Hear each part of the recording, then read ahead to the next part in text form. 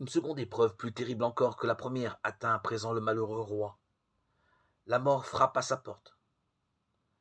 Dans sa détresse, cette fois aussi, il a recours à l'Éternel. Il ne peut sans doute monter au sanctuaire selon son habitude.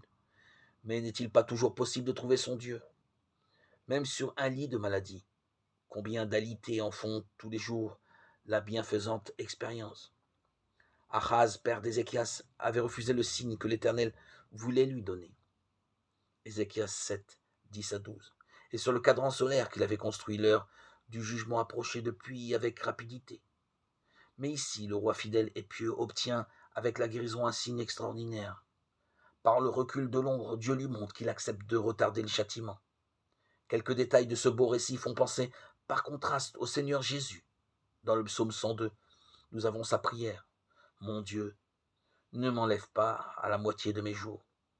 Puis la réponse de son Père, tes années sont de génération en génération, verset 24.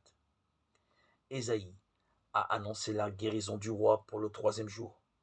Christ, entré véritablement dans la mort, en est aussi sorti le 3e jour.